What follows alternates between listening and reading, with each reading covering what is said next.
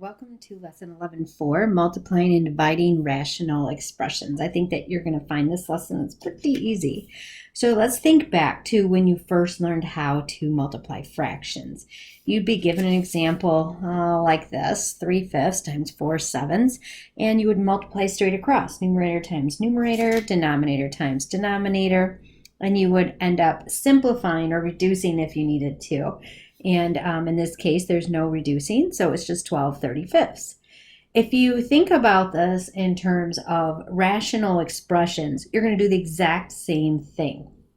So we are going to be multiplying straight across. Here's my first example. I'm trying to start off with something a little bit simpler for us to do. We've got 3x cubed over 7x times 5 over x. And so if we multiply just straight across, we're going to get 15x cubed in the numerator, and in the denominator, when we multiply straight across, we're going to get 7x squared. Now, we are going to be reducing. So this goes back to what we did in the previous lesson. Remember, we refreshed our memory on the product rules for variables. And when we look at these exponents, we know we're going to actually find their difference. And so this would simplify to just be 15x all over 7, because this 2 is subtracted from the 3, and we end up with just 1 as our exponent there. So 15x over 7 is our answer for that problem. Now let's take a look at this example here. It's not that different, except for our expression here in this denominator is m plus 1. Don't let that confuse you, because we're still doing the same thing. We're multiplying straight across, so we would get 8m squared as our numerator here. And over here, we're going to end up doing the distributive property, 5 times m and 5 times 1. And now when I look at this, I really can't simplify it anymore. I could try to factor this out, but why? Because it's not going to let us reduce anymore. So this is the simplified answer for that problem. So multiply straight across and look to see if you can simplify it. In that case, we were not able to simplify. Okay, here's another example problem for this one. So we've got x squared over x minus 5 times x plus 5, and then times x plus 5 over 5x. So I want you to think back.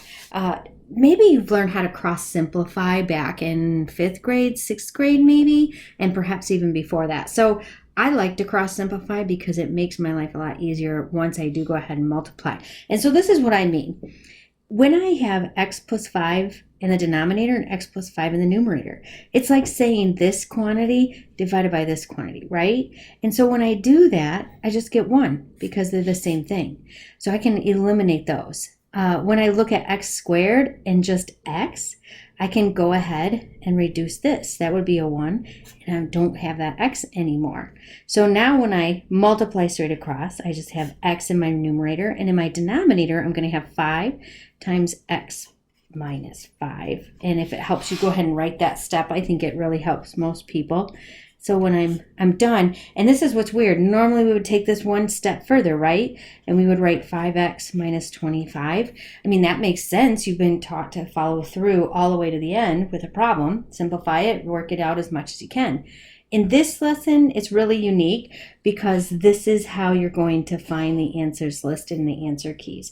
This is how you're going to find your answer when you take the quiz and when you do the chapter test. So you actually don't take it one step further. You're going to stop here. Now, it's not a big deal if you end up going one step further, because when you look at your choices for your answers, you know you're just going to have to back it up one step, okay? So I have a few more examples here that I want to share with you just to make sure that you are comfortable working through the multiplication problems.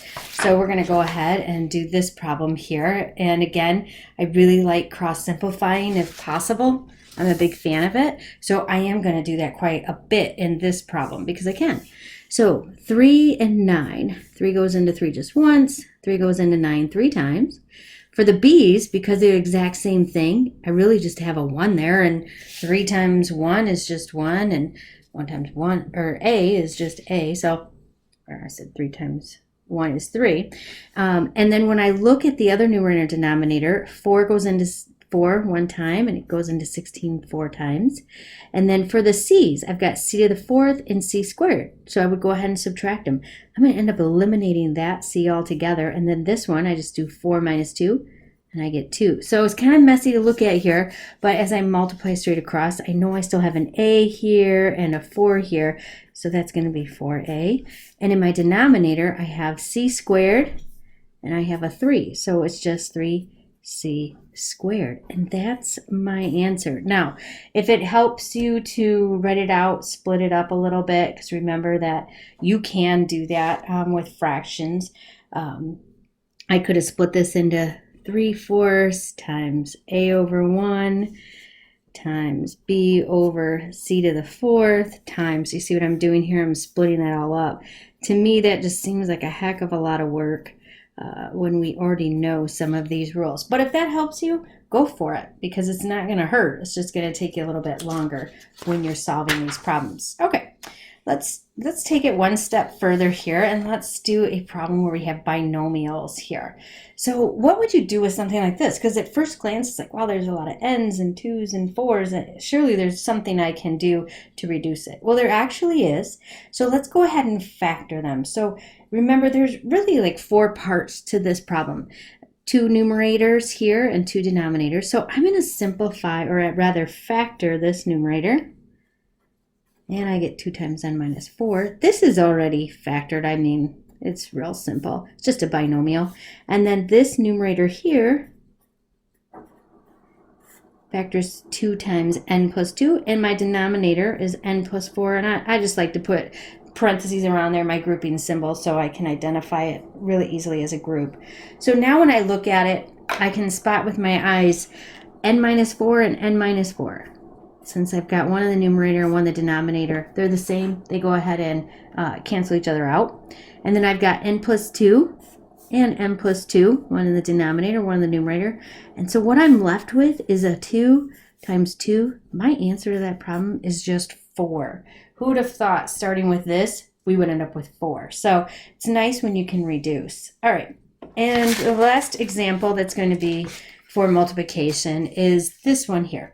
And when I look at this, I know I've got some perfect square binomials, like a squared minus 25. I'm going to go ahead and just write that. It's a minus 5, a plus 5. All right, and then in the denominator there, it's just a plus 2. And again, the parentheses are really just to show me that I can group those. Okay, and then here, I'm going to go ahead and factor that.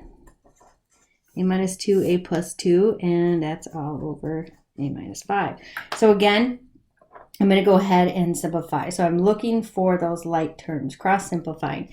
So here I've got a minus 5, and here I've got a minus 5. Numerator and denominator, those cancel. A plus 2, a plus 2. So what am I really left with here? A plus 5 and a minus 2. So how do I write my answer to that? It's just going to be a plus 5 times a minus 2.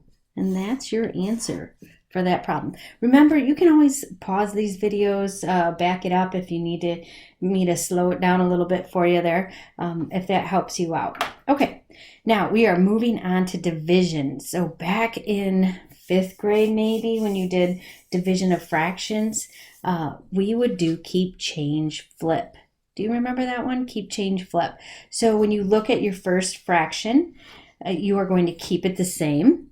You are going to change division to multiplication, and you flip the second fraction. Keep, change, flip. Keep the first one the same, change division to multiplication, and flip your second fraction. And now you multiply straight across like we did in the first half of the lesson. So keep, change, flip. It works not just for simple fractions, it also works for rational numbers or rational expressions. So let's go ahead and do some of those for practice here. I've started off with one as simple as 8 over 3x squared divided by 4 over x. So keep the first one, 8 over 3x squared, change division to multiplication, and flip. And now at this point, you know what I'm looking for. I want to try to reduce. I want to try to cross simplify. So 4 and 8 have 4 as their greatest common factor. And when I look at 3x squared and just x, they have x. So I'm going to end up eliminating that x, which just becomes a 1. And then this x, my squared, becomes just the first exponent. So what am I left with? I'm left with 2 times 1 in my numerator and 3x to the first times, I should have made that a 1, times 1 here. So that's just 3x. And that's my answer for that fraction problem. Now, let's take a look at this one. So we've got a binomial and another binomial. I'm going to go ahead and start by factoring right away. So this first numerator will factor out to be 2 times n minus 2 divided by 2n. I'm going to change division to multiplication, and then I'm going to end up flipping this fraction, so I'll have n in the numerator. And the denominator, I'm going to go ahead and factor this. It's a perfect square binomial, so it's n minus 2 and n plus 2. And I can already see I'm going to be happy because I can eliminate the n minus 2 and the n minus 2. So what about this 2n and the n here? Because this is multiplication, 2 times n, and that's just n, I can go ahead and eliminate those n's, which is really crazy, but it's like n divided by n. So what do I have left? Well, I've got 2 in my numerator over here, and in my denominator I have 2 times the quantity of n plus 2. I'm not done though, because if you look, this is really 2 divided by 2, and I can reduce that, and so my answer is 1 over n plus 2. 1 over n plus 2, and that's what we ended up with from this long problem here. All right, last example for you, and then you can get started on your practice. But I wanted to give you one like this because you know they always give you these longer ones where you have trinomials you have to factor. So I'm going to go ahead and factor my numerator here, and I believe that would be n minus 3 and n minus 2 over 5.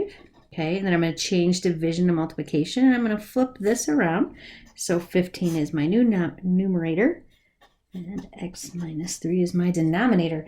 So I can see right away, x minus 3, those reduce. And then when I look at 5 and 15, well, 5 is the greatest common factor. And so it's 1 and 3. And now what do I have left? In the denominator, I just have 1. In the numerator, I have 3 times x minus 2. And that is my answer. That's it. You don't have to do anything else with it. So, multiplying and dividing rational expressions. Good luck with your practice. Make sure that you email me if you have any questions at all.